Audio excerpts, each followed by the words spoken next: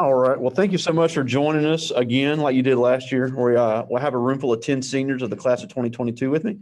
And Ms. Green is also watching, and we're recording this for the rest of our seniors this year for you to be able to speak to. And I've told them a little bit. We saw your graduation YouTube video, which I think is super cool, of you on campus at Southern Baton Rouge. So we're going to talk about your experience at Velma Jackson, class of 2016. Your experience at Southern University in Baton Rouge, home of the Jaguars, and now your current career as a nurse in the bustling capital city of Louisiana. So why don't you start talk to us about the class of 2016 at Velma Jackson? You guys were an unbelievable class, did a lot of great things. So why don't you talk a little bit about your high school experience and some of the things that you were involved in and the way that your class really pushed each other academically? So, upon arriving at Velma Jackson, we were tasked with a very big duty. So a lot of us were set to take biology, the biology state test and Algebra 1 state test. So that, if you know that is like a big, chunk of state tests, that like maybe 2 out of the 4 state tests. So we had a big influence on, if I can say, the grading of the school. So we came in as a class. I will say that I had some very smart and talented classmates. You wouldn't think, like, I remember when we got our Algebra 1 scores back, they thought that we cheated because our scores were so high that they were like, no, it's no way that y'all scored how awesome y'all did. And I just remember at the time, Mr. Hamlin was still the Algebra 1 teacher. And he told me, he said, do you know that I almost scored a perfect score on the Algebra 1 test. So I had scored so high that I skipped the math and went straight into dual enrollment, wow, which propelled me ahead. So when I got to college, I didn't even take any math because I had already taken what I needed. Wow. In dual enrollment. At the time, Mr. Goodlow was principal. He enrolled all of us in dual enrollment classes, psychology, the math, all of that, the English. So when I got there, I'm just, wrapping up. I wasn't technically even a true freshman, because I had taken so many classes while I was still in school. And at the time, you're like, oh my God, this is extra work, whatever. But what you're going to learn when you get to college, that type of stuff pays off, because those are free classes. When you get to college, you're going to pay for every class you take. And scholarships and all of that stuff, it sounds like, oh my God, long applications, references, and all this other stuff. But in the real world, like when you get to college, you're going to need that money. You're going to need that scholarship. You're going to need all of this stuff to avoid having to establish student loans and things of that nature. So I will say, and then maybe our 10th grade year, once we got the scores up, our 10th grade year, some of us started traveling to Madison Central. We did SAT prep as well because we scored well on the SAT. It was maybe myself and I'm sure Victoria Ali, Jessica Job, all of us. We all went there every morning. We got up extra early. We actually rode the elementary bus or got dropped off at the middle school, and our very own principals came and got us and took us to Madison Central. And I'm sure y'all know how far Madison is from here, or from Velma, So we did that for a whole, basically half of the year. So, it's like when you're in high school, it just seems like it's so far away, like college is so far away, that life is so far away. But then you're there and you're like, oh my God, what I'm doing right now, I have to make this count, because I'm telling you, like, I graduated. I think I had a 3.8 GPA. I was number 6 in the class. And all of that, when you go to applying for scholarships, they're going to want to know your GPA. The ACT, that's important. That's very important. I started taking ACT when I was in 7th grade. I was a Duke tip scholar. I took it in 7th grade. I made, I think, maybe like a 19 or something on it. And then I kept taking it until I think I had a 25, which is what I needed to receive my scholarship. So I went to Southern, went on scholarship. So you want to just, and I got to Southern. I always knew that I wanted to be a nursing major. or in the healthcare field. But when I got to chemistry, I was like, yeah, I'm not working in the pharmacy because I don't like chemistry. Never have, never will. Even when I got to college and I was in chemistry, I hated it. I could not.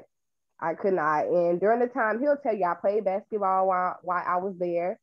So I was a full-time athlete and full-time student as well.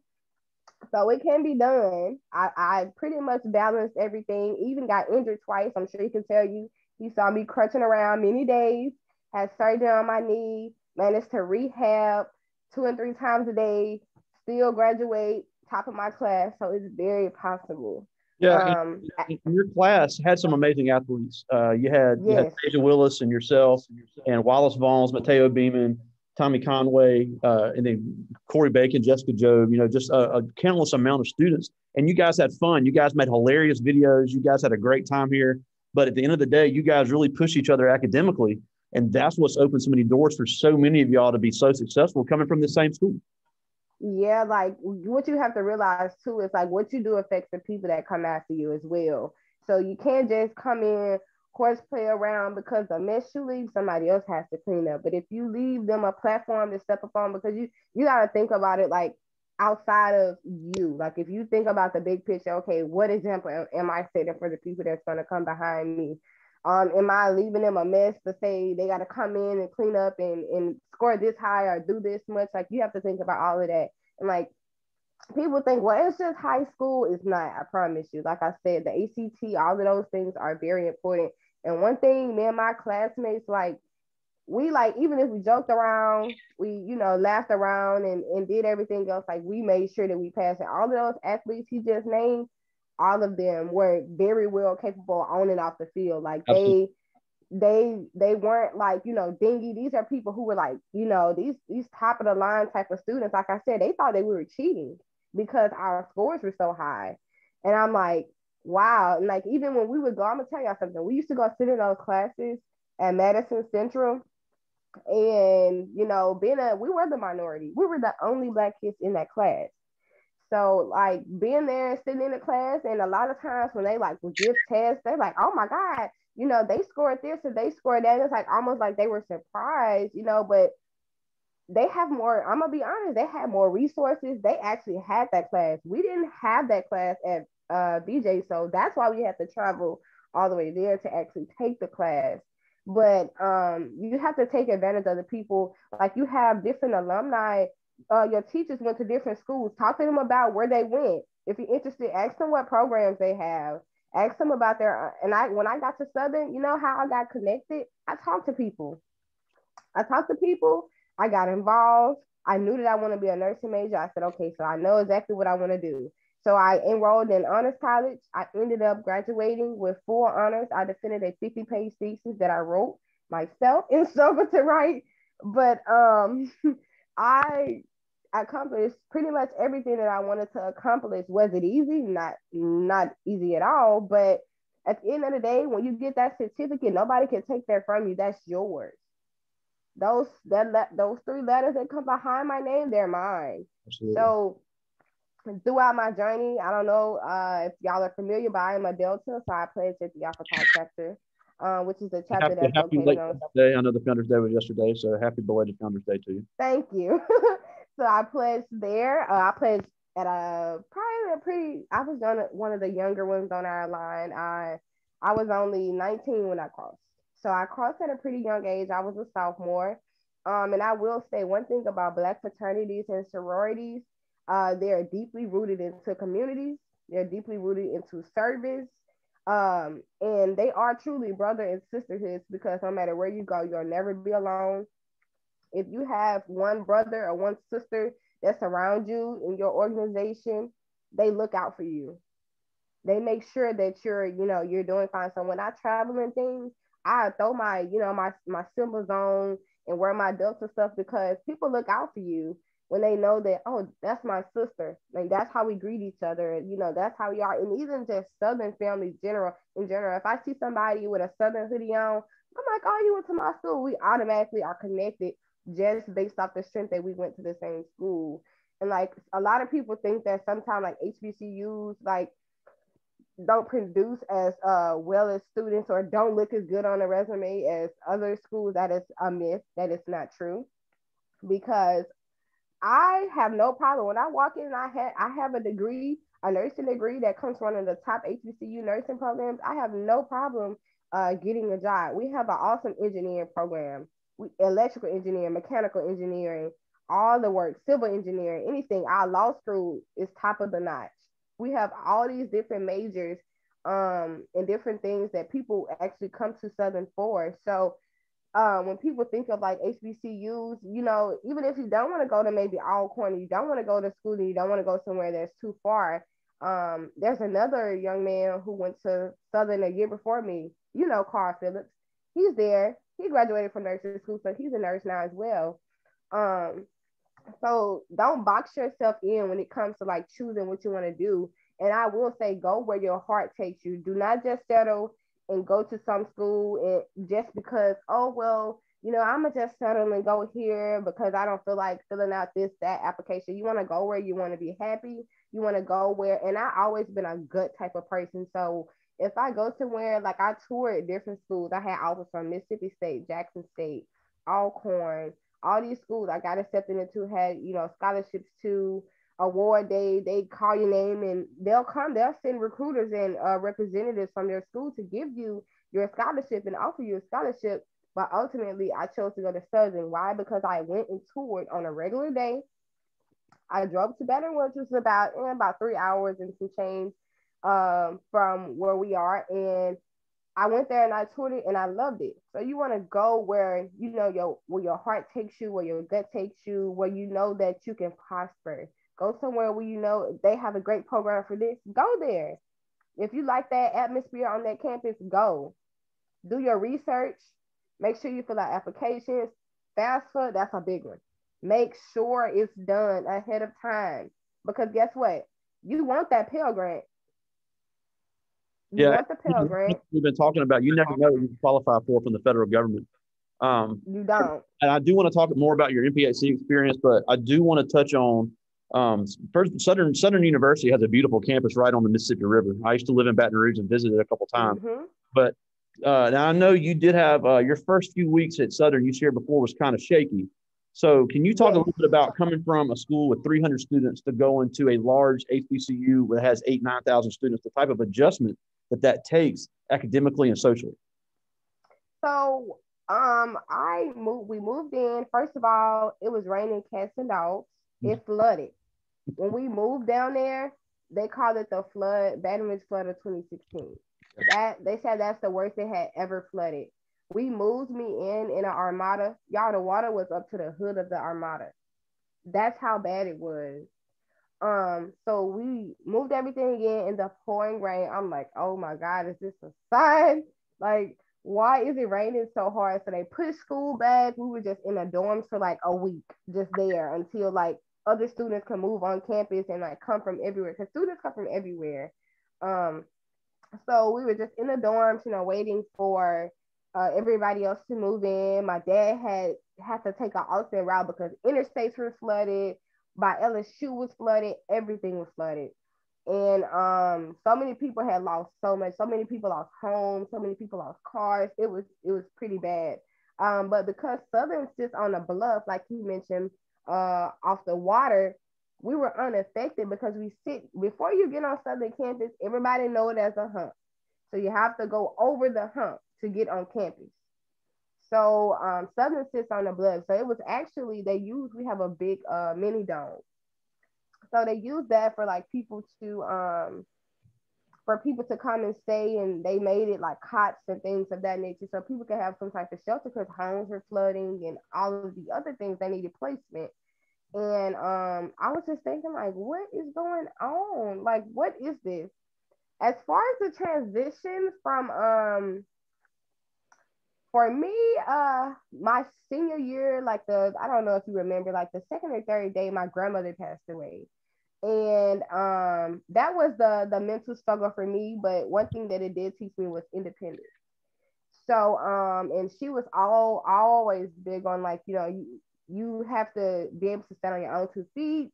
when you go somewhere, even if it's hard, you know, you gotta have faith and you gotta walk through that. Like if that's what you want to do, adversity is gonna come, but it's like, what are you gonna do? How are you gonna move from there? So once I got everything done with financial aid, which is always gonna be a battle, Oh yeah. especially at HBCU. So I got everything done with financial aid, settled into the year in school, finally started, and I was like, okay, now I can, you know, kind of get, but it was a different atmosphere. These people eat different food, they talk different, like everything was different. People could look at me and be like, yeah, you're not from Louisiana, Yep. because I was so like, it was just like they could tell I was, you know, I was different than everybody else. Yeah, I fought the So same you battle can, at LSU. I know exactly how that feels. yes, so you can tell the difference. Like it's very different. Like I said, from food to, and I'm gonna be honest, this recent flood of like crawfish eating and all of that stuff that happened in recent years. When we were younger, nobody really ate crawfish down here, like in Mississippi, like maybe closer to the border. But now it's so weird because I'm like, I never seen this before I got to Louisiana. But now, like I'll look back on social media and because people are migrating there, migrating to Mississippi from Louisiana. It's just interesting to me. But it was totally different. But that was what I wanted. I wanted to take a step out of my comfort zone and move somewhere different, you know, try different things, meet different people, and it worked out for me. It worked out very well for me. Yeah, and they also have a very large international population there. And Yes, Southern has the only HBCU law school in the South, and yes, it's we're the the only only HBCU HBCU university system. system in the South. Mm-hmm. Yeah, in the country. Oh, that's right. In the country, they have Mm-hmm. the New Orleans campus and the Shreveport campus and the law school. And that is the Yeah, only law law school, the school ag in center. Southern around. Yes, we have five. It's a five-part system. We're the only HBCU that has that. That's incredible. Mm-hmm. Um, Yes. now the last thing I want to ask about Southern before we talk about more about Dutch Sigma Theta is, you know, here at Velma, you know, you're around the same people all the time, very small classes. What's it like? How's it hard to adjust coming from a small school and you walk into class and there's 1,000 people in an auditorium? The thing I will say about HBCUs, your professors know who you are. They know where you regularly sit. You are not a number. Awesome. You are not a number. My classes at most, like the bigger classes, might have had about 40 people, Okay. which is still big because in Velma, you're at 15 people, you know, homeroom or whatever, you know. But as a freshman, maybe I had a class of 50, you know, but eventually, and everybody in class knew each other, you know, like you start to grow, you know, friendships with these people because you start making study groups, you start doing all these other things like to prepare for the class. And your teachers know your face, especially I was the type of person I didn't sit at the back of class. So I always sat at the front. So and while I was like actually pleasant, I was so tired from ripping and running back and forth. I sat in the back one day and my teacher was like, "What is going on with you? Why are you back there?" And I'm like, "That's so funny because I was like, oh, I'm just tired. I'm just tired." But it's so funny because like they know this. Like if they haven't seen you, oh, where were you? What, you know, you actually real relationship with people and with your professors. Like to them, you're not just a number. That's the unique thing about HBCUs. Awesome. Even one as big as Southern, like I had a couple of my classmates that went to Mississippi State, and they were talking about like how big their classes were, and I'm like, we have big classes, but they'll never be that big. Your professor will email you and be like, "Why weren't you in class today?" Wow. You know, like yes, Now, and obviously, you know, you talked about a little bit about Delta Sigma Theta, and a lot of our kids, you know, they say they want to be a part of the Greek Life, MPAC, you know, 9 great organizations, but it is not just stomping and stepping and posing and strutting and strolling and all that stuff is fun, it's cool. The parties are great and all, but that is a very minuscule part of what these organizations actually do mm-hmm. to the community. So, can you talk a little bit about your MPHC experience and how if a student wanted to do either uh, collegiate or grad chapter, how that could be a positive impact on that? Yes. So with Delta, it's a sisterhood that is founded on service. And we always say that sisterhood is the center of our organization. Like I said, it's a family. But a couple months, couple weeks actually after Delta was founded in 1913, January 13, 1913, They actually went to the women's suffrage movement, the march. So we, from the time that we became an organization, we have been focused on service. We have 5 different things that we focus on, from political to international. All of these things that we hone in on and make programs around. We center programs around those. Now, I would tell you, the way our chapter functions is, if we can't put out programs, then we are not going to go out strolling, stepping, doing all these other things that we call it the business of Delta. We can't handle the business of Delta, then other things have to cease. Yeah. You get what I'm saying? Like, because one thing that it does teach you how to do, it teaches you how to be a businessman or a businesswoman. It teaches you how to organize events. It teaches you how to communicate with others. It teaches you a lot. It teaches you, they like, you have mentors in the organization, all types of things, on top of growing bonds with different people, and not just even in your sorority. D9, the Divine Nine, is a family. So you get to meet, other counterparts or other parts of the D9, and you all become family. Because if I see a Zeta, or I see a AKA, or I see a Q, or I see an Alpha or somewhere, they're gonna be like, oh my God, you're a Delta. And I'm like, oh yeah. And then, it goes from there. I crossed here and I did this and I did that. And it kind of grows from there. And that's the foundation of a good relationship. So the thing that I would say, like, we tried to do a program every week. Wow. So it went, we did semesters, and we did service at least once a month. So we would get up, clean the campus up, or we'll get up and go feed the homeless, or we'll get up and we'll do toy drive or canned food drives and donate this or donate that. And we always got chapter of the year because we are very serious about our programs. We have programs on teaching people what to wear, what not to wear, to what's business casual, what's business professional. All of these things that hone in, okay, how to manage your money, because we have an educational and an economic part of our programs as well. So we teach people like all of these different things within the organization to help them become well-rounded. So not only was in even though we get guest speakers and things like that to speak to them, like we learn a lot of things from actually conducting these programs. We have to put them together, have to get flyers, brochures, all of this stuff. But just like, everybody comes and they're listening, we're listening and gaining knowledge. Okay, how do you manage your money? What is a savings account? What is a checking account? How do you file taxes? All of these good things that you can learn from doing programs, even coming to programs. And like you said, we all love to step and we all love to stroll and things like that. And if you ever seen Alpha Tall on YouTube, then you know that we step, we do step and we stroll, and we recently this year we won the national convention. No way. Yeah, so we won national convention and won $5,000. Yeah, first place. And along with with your MPAC story, I had a speaker earlier this week in Irvine, California, who is from Alcorn, who's an AKA, and she didn't know anybody in Los Angeles. And she said she joined the AKA, the membership out there, and she immediately networked with 15 other ladies, and she's made business connections that way just by being a part of the organization. Even though, I mean, that's still a D9 organization with AKA. So it is. Yeah, and I'm currently in Houston, so I'm not even living out. Like I moved from Baton Rouge. So I currently live in Houston. Now I moved to Texas. Yeah. So what I'm doing now, I'm actually transitioning to an oncology clinic. Oh, so all the chemotherapy, all the different treatments, even for treatments for people who may not have cancer but receive different types of infusions. That's what I'll be doing. So I'm transitioning to that as well now. But nursing is a very endless field. If you wanna, I'm actually planning on going back to school to become a nurse practitioner.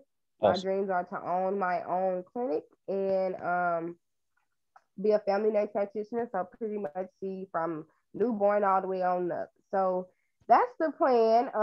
Like I said, I moved out here in August. So I moved out here. Me and my significant other, we graduated college sweethearts, and we moved to Houston, and we like it. So I just want to tell y'all, it ain't where you start, it's where you finish. So even though you might start in a small town and things like that, like they will prepare you, because I also was a tutor while I was at Southern, so I tutored in all of the nursing prereqs, the ANP1, ANP2, um all of the other stuff. Any courses that I had above a B on, I tutored in, as well as my nursing courses. And that was kind of how I made income while I was in nursing school, because it's hard to work while you're in nursing school unless you have a nursing job where you only have to work, you can pick up as you please, where you have time to squeeze a shift in here or there. I tutored people, and some people came in there, they could not write a paper. Wow. They could not, they didn't know to capitalize the first letter of the sentence. You don't know how blessed, yes, you don't know how blessed you are, especially when you get to talking about some of the smaller cities in Louisiana whose and I'm sure you know this, whose education system isn't the best. They don't have the best Yeah, they schools. want to talk So about why you get to Louisiana's way worse. Yes. So while we're talking about, I'm at a small school and this is, you have to be blessed, because just even when I was playing basketball, we would travel to the Delta to play other teams. Y'all, they schools falling apart, like Yeah. falling apart. So just be thankful for what you do have and the experience that you do get. I don't know if y'all still get to have the laptops and things like Yeah, that. they're all watching you on theirs right now. Yeah, so I don't know if you guys get to, that's a blessing. My significant other, he's like, no, we didn't get to take that home. Like, we didn't have that luxury and things like that. So I'm like, that stuff is a blessing, because I don't know too many people who get to do that, or who's afforded the opportunity to actually do that. So just, when you think you got it bad, somebody got it worse. So Yeah, if you don't take nothing else from what I said, believe me. before I get to some of these questions, and I got some great ones, I do want you to talk a little bit about the nursing field, because we have a lot of students that are interested in it, and they just think it's easy money and it's easy to get through nursing school, and you just hang out all day. First of all, it is probably the most in-demand job in America right now, but it's got to be the most demanding. So can you talk a Yes. little about how nursing school works, and then how the nursing field works? So at Southern, you do your prerequisites, and then you apply to nursing school. The way Southern operates is, some people from the outside apply to nursing school, but they generally accept their Southern students before they accept any other schools or anybody else from the outside. So I transitioned over because I was automatic. I was in honors college, so we just transitioned over. They automatically accept us. And I will tell you, from level one, from the very first day, I had to be focused. I had to be prepared. I have failed. I have failed down 9 times or got up 10. I have cried. I mean, literally blood, sweat, and tears. Like, if when you guys, like, did you show them, like, did everybody see my video? Yeah, we all saw it. Yes, like, Media that song, This Moment for Life, y'all, like, when I tell y'all, it was still like so unreal to me. Like, when I graduated, I'm like, oh my God, I made it out. Because and it's rightfully so, because you're literally have people's lives in your head. Like, you really take care of people. Yes, we have doctors that come in the room and prescribe this and prescribe that, but guess what? Guess who tells them, hey, this is the update on this patient? Guess who's with that patient for 12 hours a day? It's the nurse. And if you think that it's an easy profession, or it's somewhere where I always not have a job, I always have money, that will not ever be enough. I can tell you right now, it will not ever be enough, because it's not funny when you moving up and down each patient on a call. Like, you got 12 medications for this patient and 3 for this patient, and I was a newborn nurse, so my babies were crying. I'm with one baby trying to feed this baby. It's not, that's when, do you really love this? Is this what you really want to do? Starts to kick in, because now you got to have that extra drive. If it's not something that you really want to do, you will be miserable. You will be miserable, and you will burn out. There is a such thing as nurse burnout. Yeah, it's not like on TV. I can tell you right now, it is not. It is. I promise you. I have a friend who just graduated, and she's already feeling the burn, because It is not. And that's not to say that you won't get tired. That's not to say that you won't get upset sometimes. It's not to say that you won't, be exhausted sometimes. That's perfectly normal. That's part of being a human being. Nurses are superheroes, but guess what? We are still human. So we have the right to be exhausted, have the right to be tired, but no amount of money, and I tell people this, no amount of money will ever compensate for happiness, for any of that. So if it's not something that you really want to do, I promise you, nursing will find its way to weed you out. And in our nursing program, so many people. I came in when we came to Southern, so many people. My major is nursing. And then when it came time to apply to nursing school, guess what? That number had been reduced probably by 70% because so many people thought that was what they wanted to do until they actually had to do all the prerequisites. Oh my God.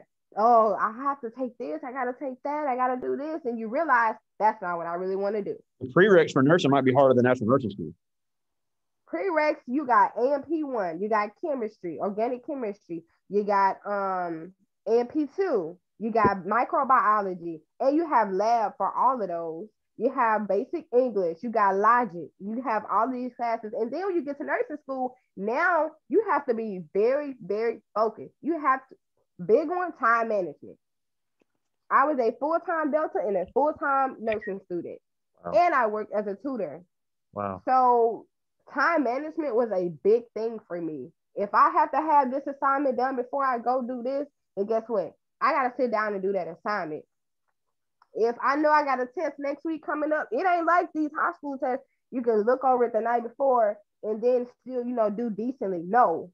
I mean, if you try to look over something the night before, you will fail miserably. And a 70 is not passing. A 70 is not even a C. A 70 is a F in nursing school. Yep. In order to get a C, in order to pass. That's nursing program. That's not just a Southern. That is majority nursing program. In order to pass, you need a 77.5, which they round up to a 78. If you do not have that, every single semester, you fail. Yep. And when you fail twice, you out. You gone. And it's no sympathy. Your professors will smile at you and laugh with you just the same. But guess what? These are people's lives. So I can't pass you and you did not make the grade. Because they're not going to give you anything. They're not going to take anything from you. But what you earn is what you get. Absolutely. So it's definitely. All right. So, Carrie, I do want to get to some of these questions, and some of these are fantastic. And these are all seniors, class of 2022. And the first one I want to get to is probably the deepest one. So we're going to hit the hardest one first. And this is from LaTravis Williamson. And he asked, when you've gotten to where you are, what are some things and people you've had to cut off and things you've had to pick up? So I will say when I first got to Southern, you'll notice that it might be a big old freshman class, so many people that came in with you. Some people, if you pay attention, if you peep people long enough, you'll start to figure out what they're about. And I had that first semester, I had this group of friends and such and such and such, and I started realizing, oh, you want to party. You don't want to get up and go to class. You don't have your priorities in order. You want to go to the club and get drunk and leave with people that you don't know. I cannot do that. And they got some good ones. I will not do that. I'm just being honest with you. Anybody who know me, who knew me in high school, I am still the same way. My morals and my ethics will never change. I do not believe in doing, like it's one, when you get to college, you're going to experience things, you're going to try new things, you're going to do things. I'm not telling you don't do that, but what you have to do, you have to be precautious, because not only was I'm in a whole nother state, I'm in a whole nother city, I'm by myself, so, and I'm a woman, a Black woman at that. So I have to be cognizant of that everywhere I went. And when I noticed that they weren't paying attention to, things like that and doing things that I just morally didn't agree with, guess what? I just pull myself away from it. And of course, there's guys coming at you from every angle. For men, there are going to be women coming at you from every angle. And guess what? It's gonna be like that, but You have to be smart enough to know if a girl say, well, come on, skip this class, come see me. If that girl can't wait until after you go to class, guess what? You don't need them. Because trust me, it's gonna be some that don't care about going to class. They don't care about doing their work. You'll catch them at Pretty Wednesday outside dancing and turning up, but you're not gonna catch them in class. That's a red flag. What we say, that's a red flag. No. You can't go to class. You can't go to class with you outside on Pretty Wednesday. I mean, dressed up, faceless, face beat, haircut. You think you own.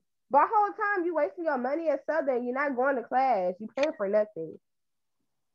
It Yeah, doesn't make sense. out of state tuition at Southern is not cheap. Yes, and then you get your refund, and then you don't go to class. And guess what? You got to pay that back. So you think you getting over getting a refund and go and spend all this money? You know what I did? I would save my refunds. After freshman year, I moved off campus. I got away from all of those every, every other thing that was kind of like a bad influence. I lived by myself off campus. You know what I did? When I got my refund, my scholarship money, I paid my rent. Yeah, and there's a lot of nice apartments right there by campus at Southern Miss that student housing. I paid my rent. I paid my rent. I lived maybe like 3 minutes from LSU Stadium. I paid my rent up for that whole semester. And then the next semester when I got my refund, I paid it up again. That's awesome. And that way, guess what? At the end of the day, I knew for a fact that I had a place to lay my head. All I had to worry about was everything else. I got smart. I went to apply for Medicaid because I qualified for it. I went to apply for food stamps. All of these things that they give you when you're in college. I was working at the being a tutor, so I went and did that. Those are things that you have to think about when you're like in college, not just partying and doing it. And people outside influences will pull you certain ways. But one thing, I really met my real friends, like not just people that I met that I left alone in class. I met my best friend in class. And we went all the way through nursing school together and still are close to this day. Even though she lives in Dallas, I live in Houston. We're still close to this day because when you meet like-minded people, like they say, if you the highest achiever in your circle, you need a different circle because every one of y'all, when they tell you nobody should be able to pinpoint who's what or who's doing this or that's how it should be. That's how it should be. You never want to be around somebody who's settling for less, who's not taking care of their business. If they gotta constantly call you, man, let me see your card to swipe and get some food. Oh, let me get a ride and go do this and guess what? That's a one-sided friendship. And eventually it's gonna cost you.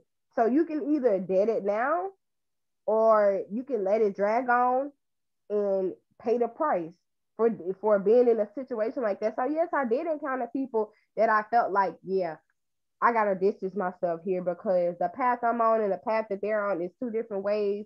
And I actually have to tell somebody, we just can't be friends. And it's okay to have to tell somebody that. Don't ever feel bad or feel like you have to be their lifeline or have to be their friend because you don't. You have to do what's best for you. And I'm gonna tell you something. If the shoe was on the other foot, guess what? They would not have a issue doing the same. Absolutely. So don't ever feel bad about outgrowing friends because it happens. Yeah. Now this is a two-part question. This is from Corlin Murray, cousin of your classmate Kendall Murray. The first one is great, and she asked, "What's the hardest part about being one of the smartest people in school to being around other educated students?"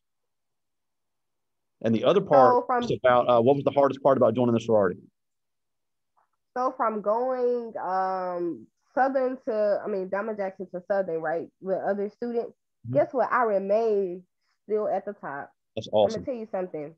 When you are smart, and I wasn't the type of person like people, because I always speak, that Southern hospitality. People never knew that I was at honors college. I saw the people who I went to class with and all these other things, but I was working behind the scenes, doing what I had to do.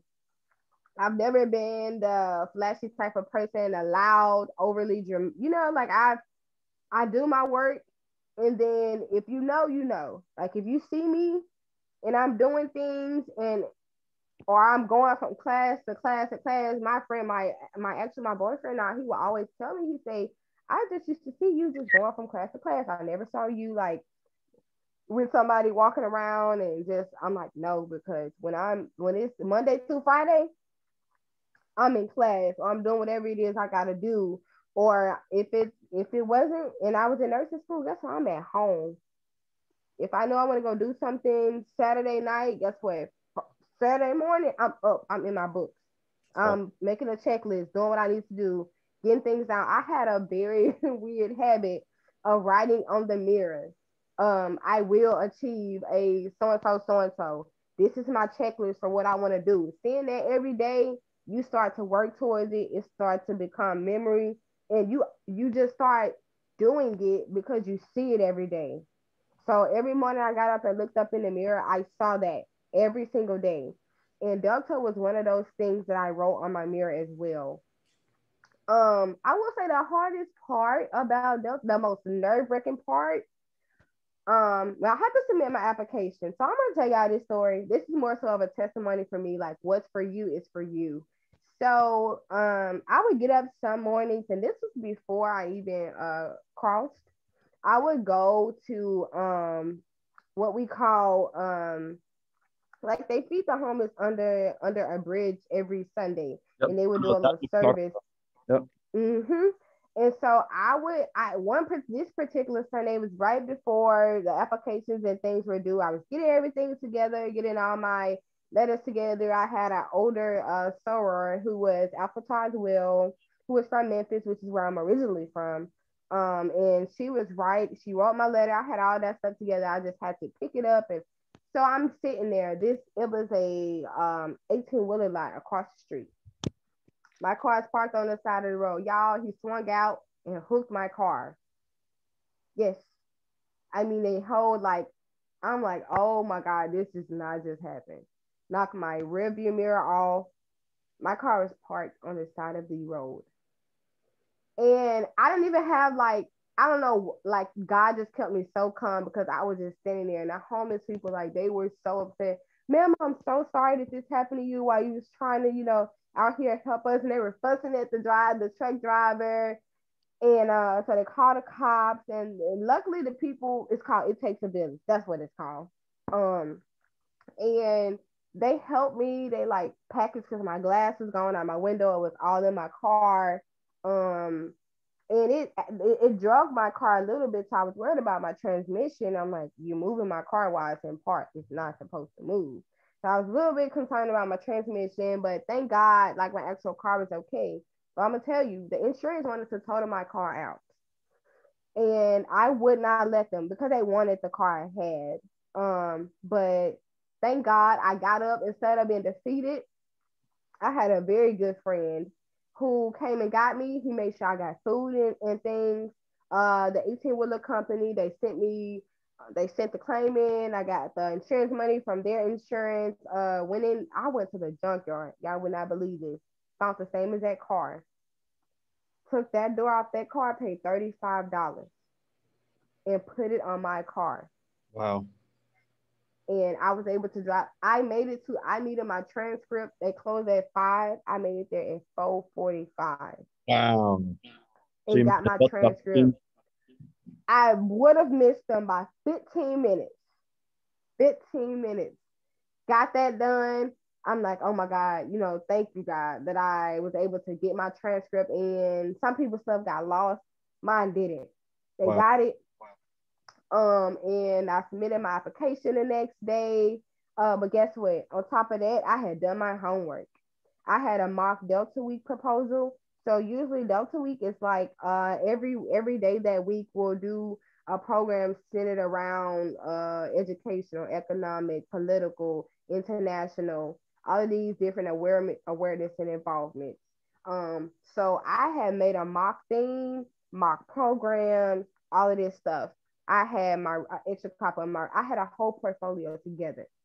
So when I got an interview, I went in there and I killed it. But let me tell you, it was the most nerve-wracking thing I have ever done.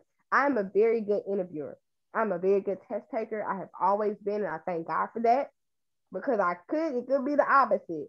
But I was very nervous, and but I was well prepared. So I think that was probably the most nerve-wracking thing, because after you get the phone call and they're like, okay, we're interested in you, da da da da da, and they tell you the further steps, it was hard to balance while I was online.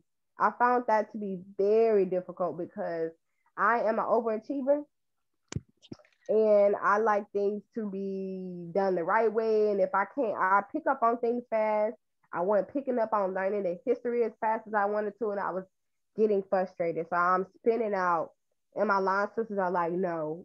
They sat down and they like helped me learn everything, and then in other ways I helped them. So that's where you learn to like lean on your sisters, and they influence you, you influence them. So that's a good thing about it. But it was a journey, but it has been repaying itself over and over and over and over again. And I crossed in March 4 years ago.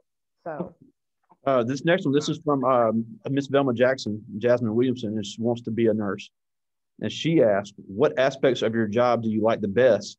And is there anything about your job that ever makes you feel uncomfortable? the best thing I like is patient care. I like to talk to people. You never know people's stories. Sometimes you meet people when they're, especially on postpartum, sometimes it's the best time of their life. And then in other times, it's like they're in one of the lowest, what you can consider the lowest parts of their life. So you just never know who you will meet. You never know, what you learn from people. But I enjoy taking care of people. I enjoy, and part of that is attributed to my great grandmother, my late great grandmother, and my actual grandmother. So like just being able to influence somebody's life, I get fulfillment. Long as what you do fulfills you and makes you happy and gives you joy, then you know that you're in the right, scope of practice, or you're doing the right thing. So I can say like that's what patient care. I could never be the type of person that sits behind a desk and talks on the phone. I could not, y'all, because I love talking to people. I am very social, so I like that. That would probably be the best thing I like about my job. Probably the thing that I probably like the least. I think that especially right now in today's age, I think that nurses are appreciated, but they really aren't as appreciated as they should be. Especially with COVID out. Yes, because nurses are the ones who are, and I would float to ICU and help out those nurses, seeing people on beds. Like those people at COVID, they couldn't lay like flat on their backs. They were laying on their stomachs, because when you lay on your back, you compress your lungs. It makes it harder to breathe.